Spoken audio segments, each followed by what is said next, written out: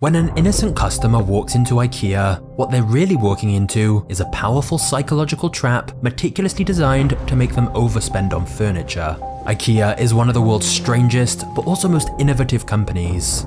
And every year, they sell more than $50 billion worth of everything from chairs to bookcases to Swedish meatballs.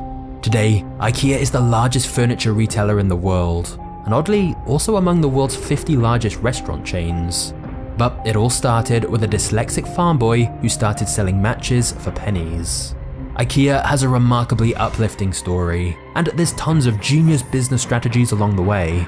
But there is also a darker side to IKEA, and the man who started it. IKEA's beloved founder has ties to the Nazi Party, and the company has been accused of avoiding billions in taxes and even using forced labor. And quite suspiciously, IKEA is essentially the 4th largest charity in the world. This is the crazy true story of IKEA, and it begins with a horrible tragedy.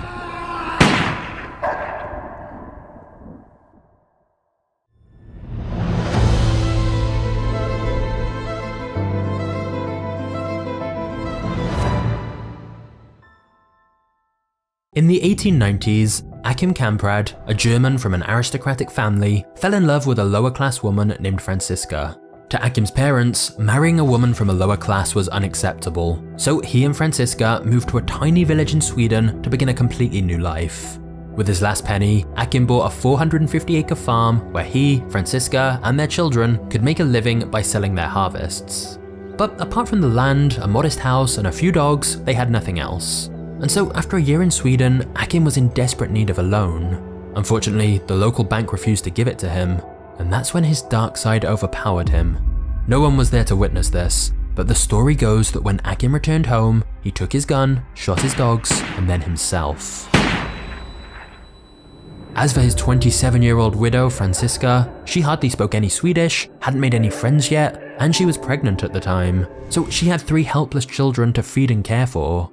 Franziska was completely alone in the world, but she was a brave and energetic woman, and despite her grief, she took on the challenge of a lifetime and made a success of the farm. Her bills were paid, and her children were well fed and well educated. After decades of unrelenting perseverance, Franziska became a respected member of her community. Her 3 children were starting their own families, and in 1926, her favourite grandson was born, Ingvar Kamprad, the boy who would later go on to found IKEA and become one of the richest men in the world. Growing up, Ingvar's family didn't have much money, but he still enjoyed his childhood on the farm. Franziska showered him with love, and he liked playing with the animals and catching fish in a nearby pond. And even at just 6 years old, he was starting to show a knack for entrepreneurship. With the help of his aunt, Ingvar bought a case of 100 matchboxes for 88 Swedish cents. His first customer was his grandmother Franziska, who bought a matchbox for 3 cents. And by selling at that price to people in the local area, Ingvar more than tripled his investment to 3 Swedish krona, around 35 American cents at the time. It wasn't much, but this lit a spark inside Ingvar, and he became obsessed with buying things as cheaply as he could and selling them for a profit. As Ingvar was growing up, he sold Christmas cards, candy, wall hangings, and lingonberries. Each time he'd then reinvest the money into more goods to sell, making more and more profit each time.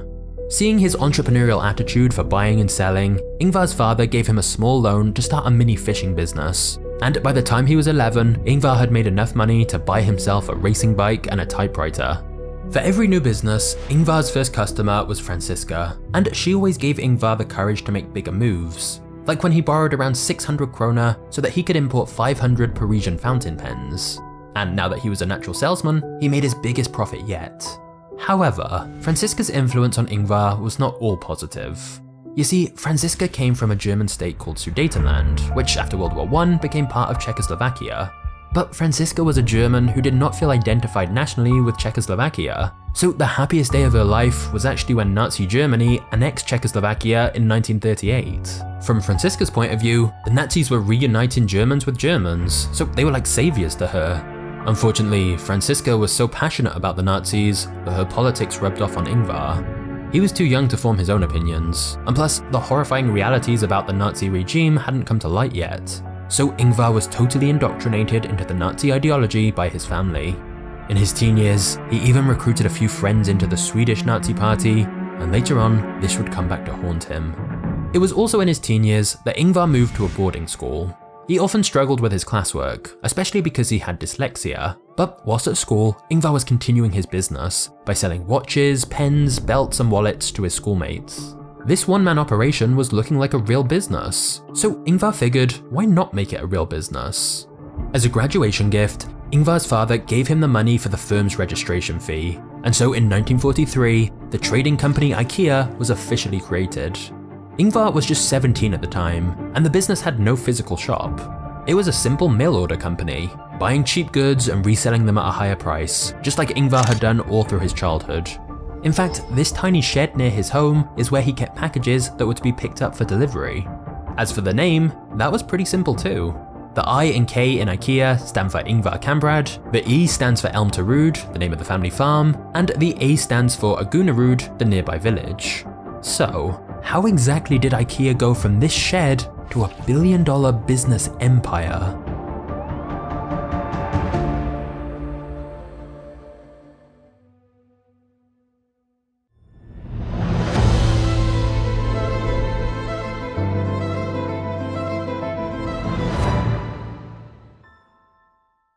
In the first days of IKEA, Ingvar was as energetic as ever. He imported all the products that had sold well from his youth, like pens and watches, and then upgraded the business by adding even more products. IKEA was doing okay, but Ingvar's education still wasn't complete. Right after graduating, he began studying business and commerce, and his parents agreed to take over some of IKEA's workload for the time being. In business school, Ingvar was able to take his natural talent for entrepreneurship and fill in the gaps of things he didn't know yet. For example, ever since his childhood, Ingvar had wondered why many products were so cheap to make but so expensive to buy. He knew from experience that the manufacturing cost of a regular pen was less than 1 Swedish cent, but buying it from a grocery store cost 10 cents. It wasn't that one particular grocery store was just charging a massive premium. If that was the case, other stores would just lower their prices and steal their customers. Ingvar figured the problem was that most businesses focused all their efforts on efficient production and manufacturing, but very little effort was focused on distribution. Ingvar realized IKEA's success rested on how efficiently their distribution was set up, finding the most cost-efficient way to get products from factories to customers. After all, IKEA was importing the same products as everyone else, so the only way to get an advantage over the competition was simply to be a more efficient business. This was tough at first. All while running IKEA from a distance with the help of his family, Ingvar studied business, worked as a store clerk, and even did military training. So the business was anything but efficient, and Ingvar worked extremely long hours day and night. But after 5 years of this, Ingvar finally had the freedom to run IKEA full-time, and he wanted to go bigger. So in 1948, he decided to add furniture to his product line. This was great timing, as after World War II, the Swedish government built lots of new affordable housing that all needed furnishing. Demand for cheap furniture was high, and so furniture sales soon overtook the other small items Ingvar was selling. Plus, there were a handful of small furniture makers in the area, so it was easy enough to buy it from them in bulk and then sell the individual pieces for a profit. What wasn't easy for Ingvar was keeping track of all the different items he was ordering. You see, because of Ingvar's dyslexia, he couldn't keep track of all the different codes for the individual items, so instead, he decided to give them more memorable names. For example, bathroom items were named after Swedish bodies of water, desks and chairs were given male Scandinavian names, and children's products were given the names of Scandinavian mammals and birds. When Ingvar sent out a brochure advertising IKEA's new furniture offerings with these eye-catching names, a lot of mail orders came in. As IKEA expanded, the family farm was cleared out in order to manage the workload, and every member of the Kamprad family helped out however they could. The family was a business, and the business was a family. Before long, Ingvar had hired a staff of 8 people, and he greeted everyone with a hug and considered them his family as well. IKEA's foray into furniture was a massive success, and it was growing steadily, but there was a massive problem on the horizon. You see, IKEA was a mail order business. They would mail out brochures advertising their products, and then customers could mail them back with an order.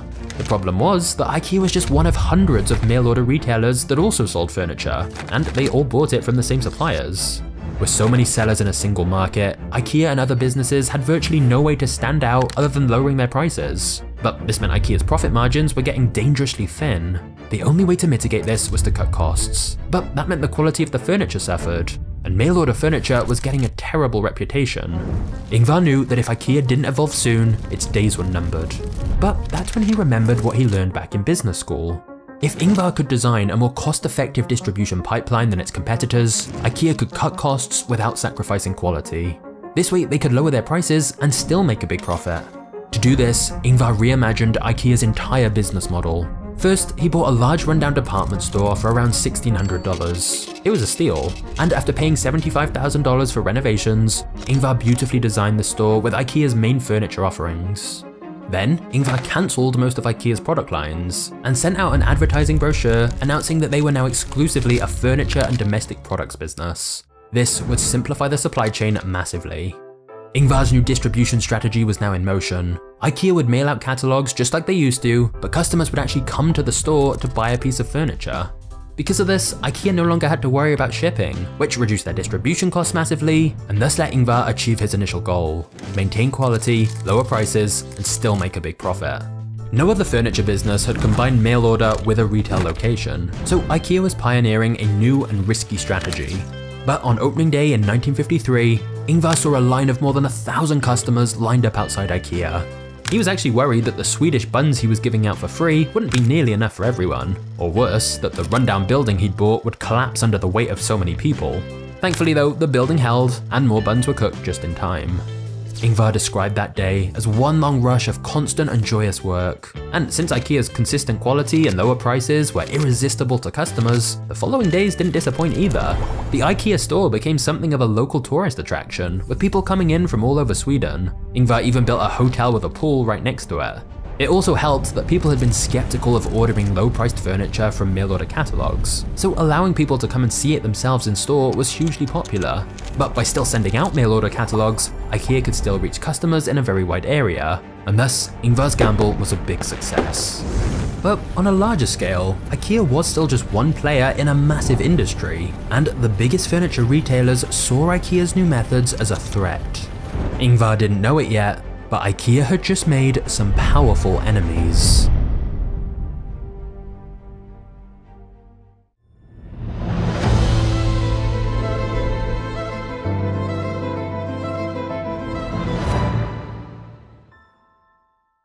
In the mid-1950s, IKEA was growing at record pace, and to a large group of Swedish furniture dealers, this was alarming.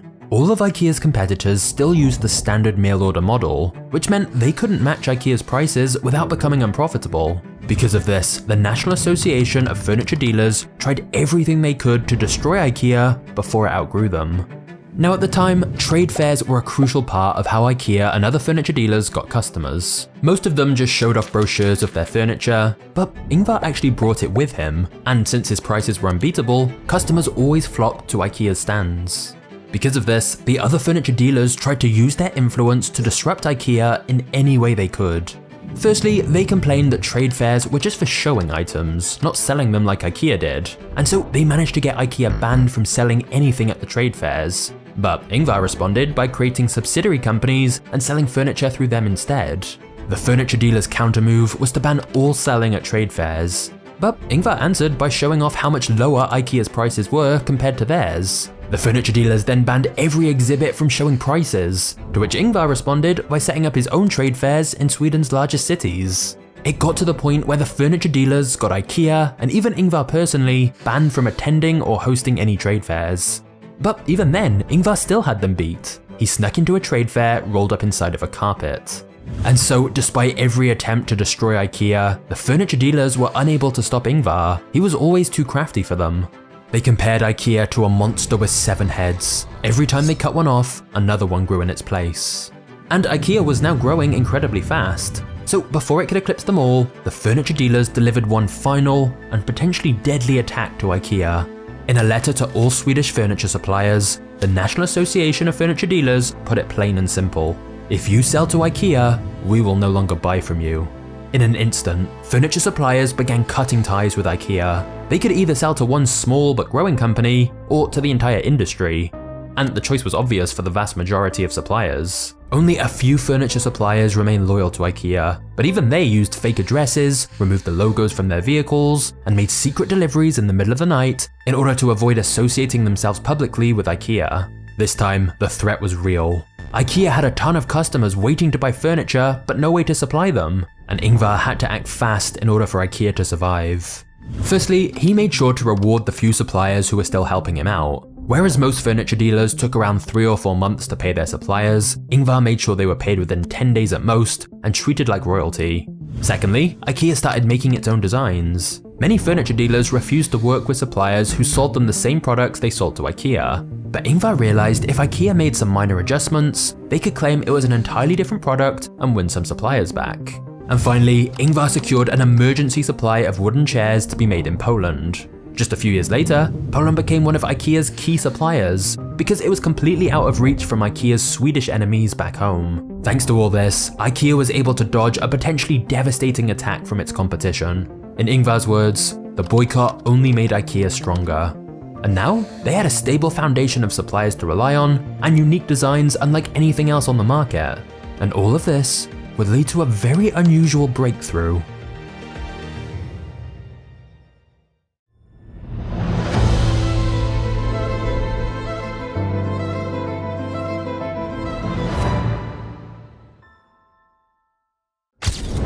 One day when Ingvar finished photographing one of IKEA's new tables, as they were packing it back up, one of his employees had difficulty fitting it into his car.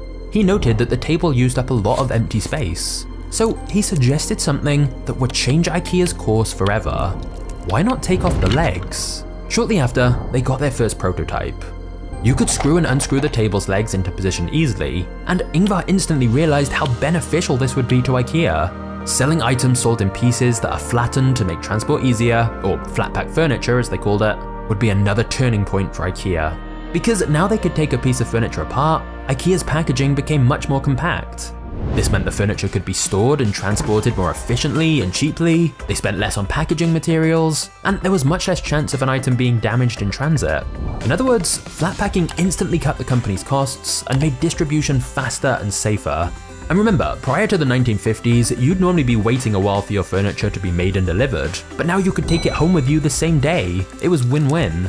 Plus, all of this had another positive effect on IKEA's customers. Researchers discovered a cognitive bias which they called the IKEA effect, where they realized consumers value products more highly if they've been partially involved in making them. Because many of IKEA's furniture pieces now came in parts, customers actually had to build them at home, and by physically putting the items together themselves, they had a sense of pride and ownership over the item, which meant more of an emotional attachment to it, and so they valued the item more highly.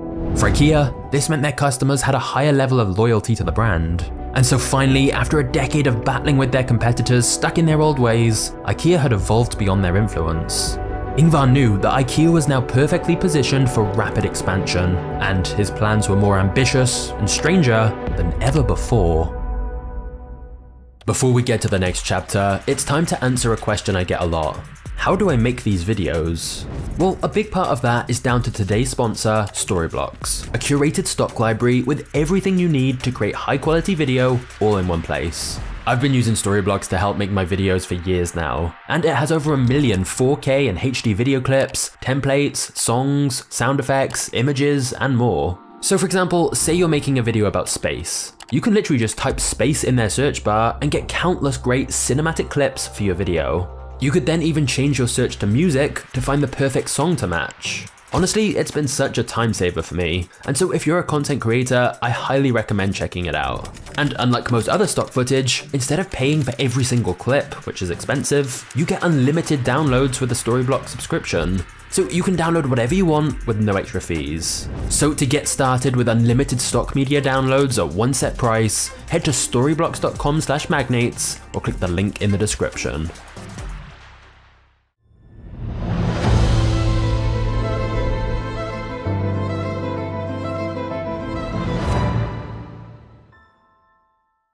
After IKEA's success with their first store, Ingvar had decided to open a new store that was bigger and better in every way. For the location, Ingvar chose Stockholm, the capital of Sweden. But instead of a spot in the heart of the city, he picked a location way outside, basically in the countryside. This way, Ingvar got a massive discount on real estate, so the IKEA store could be huge. It was about the size of 8.5 football fields and had 3 separate floors. But if Ingvar was going to take on such a massive project, he needed to perfect IKEA's concept, and this is where he showed his true brilliance. Ingvar designed the store in a way that exploited every aspect of his customer's psychology. It worked like this. When a customer entered IKEA, they took a slip of paper to write down a code for every item they were going to buy, so they didn't have to carry anything around the shop. Despite its vast size, the store had just one entrance and one exit, which wasn't always the easiest to find. People could wander around the different areas for a while, but generally, everything flowed in a single direction, as customers were guided through the entire store in a one-way path. It was almost like a bit of a maze, with curves every 50 feet to keep customers intrigued about what would be coming up next. This also meant you were basically forced to look through all departments and see every item in the store before reaching the exit. You don't just pop in and buy one thing, you see everything they have to offer, encouraging impulse buys for things you hadn't even planned to purchase. With this in mind, Ingvar designed the layout in 3 main stages. First was the showroom, which was meant for bigger, expensive things like kitchen and bedroom furniture. Then came the market line, which was meant for smaller, cheaper items like silverware and decorations. And finally, there was the warehouse, where customers picked out the packages with the codes they wrote down and paid for them. However, whilst Ingvar's design seems innocently logical on the surface, there are 3 brilliant psychological tricks going on behind the scenes. Firstly, every exhibit inside the store exploited something called the Gruen effect, which means a display's layout and lighting are designed to draw people in and make them take their time wandering around. The more time customers spent inside IKEA, the more likely it was that they made an impulse decision to buy some piece of furniture. In fact, research suggests that the majority of purchases at IKEA are unplanned. Secondly, since the store was so huge and it only flowed in one direction, it meant that customers better write down the code for the more expensive products at the beginning right away, because otherwise they'd have to walk all the way to the end and start the entire maze again from scratch, which could take hours. And thirdly, since more expensive items were at the beginning of the store, by the time customers got to the cheaper items near the end, the price of a new decoration seemed like a bargain compared to that of a massive dining table. Again, this price anchoring leads to more impulse purchases. As a result of all this, IKEA became more of an experience than a typical shop. You could spend hours there. However, Ingvar did notice one problem. In the mornings, IKEA was usually full of customers, but business always slowed down after lunchtime when customers went out for a meal. But what if people didn't leave to get food? Then they could spend all day there. Ingvar figured that by opening a restaurant inside IKEA, the food sales would not only generate extra money, but people would stay at IKEA for more time. And even better, if the food was good, people might come in just for a bite to eat and end up buying some furniture as well.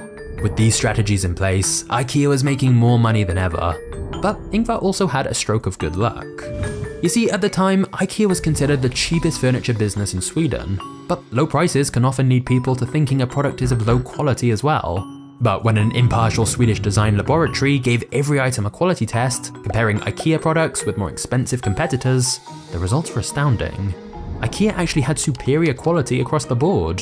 Previously, IKEA's quality had been stigmatized because of its lower prices. But thanks to this report, IKEA was now seen as both the financially sound and the more tasteful option.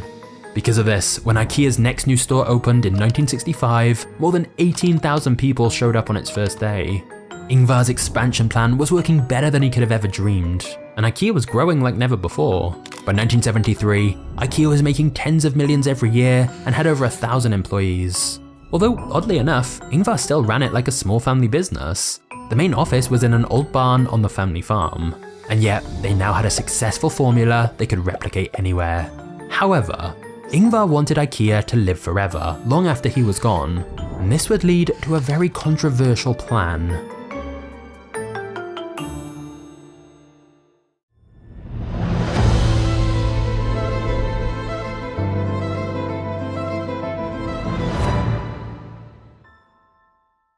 Ingvar's dream was for his children to inherit the business, but Sweden's inheritance taxes were extremely high, so instead, Ingvar hired an army of lawyers from all over the world.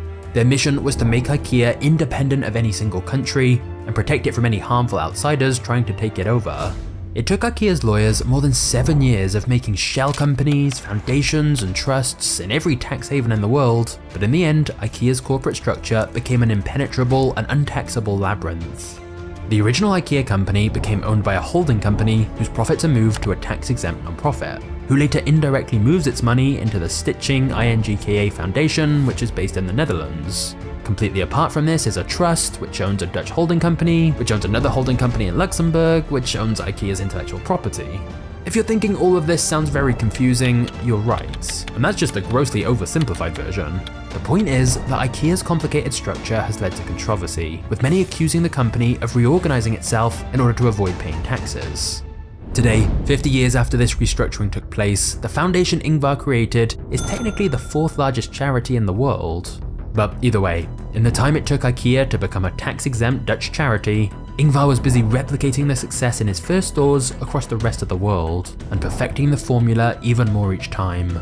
By the end of the 70s, there were more than 20 new IKEA stores in countries like Canada, Switzerland, and Australia, and Ingvar's plans for the 80s were even more ambitious.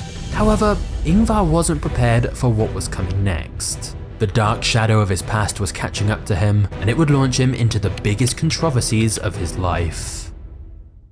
Before we get to the next chapter, I want to help you save time and money with today's video sponsor, ShipStation. ShipStation integrates everywhere you sell online, including Amazon, Etsy, eBay, Shopify, and more. ShipStation then makes it easy to automate shipping tasks and manage your business's orders in one simple dashboard. You can print shipping labels, compare rates, organize every shipment, and automate delivery notifications. And when you use ShipStation, you get discounts up to 89% off USPS and UPS rates. So as your business grows, you could be saving thousands on shipping costs. ShipStation has been a big supporter of MagnatesMedia for a while now, and I know a lot of you guys have already started using it and been saving money on all your shipments. However, if you've been on the fence about joining, now is the perfect time to check ShipStation out, as you can get a 30-day free trial if you use my link in the description. No matter where you sell or how you ship, make this year your most profitable one yet with ShipStation. Go to shipstation.com/magnates to sign up for your free 30-day trial today. That's shipstation.com/magnates.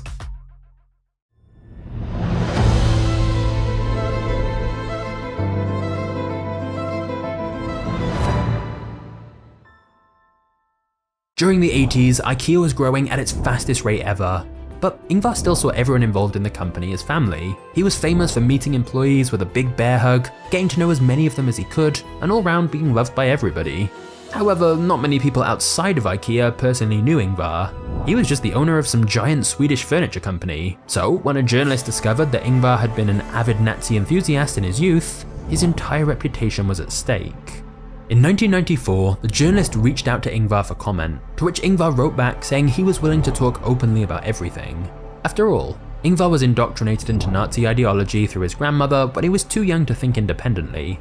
Now that the terrible reality of the Third Reich was public information, he'd changed his views completely. So Ingvar thought that by being totally transparent about everything, any controversy would go away once people heard his story. However, the journalist had come across 2 documents alleging that Ingvar had attended a fascist meeting as late as 1958. At that point, World War II had been over for a decade, and Ingvar was 32 years old. This was no longer a story about an innocent boy who had been indoctrinated by his family. It was a story about a mature businessman who might just be an active Nazi. And when the story broke out, newspapers in all of Europe circulated the rumor. IKEA went into crisis mode and demanded answers from its founder.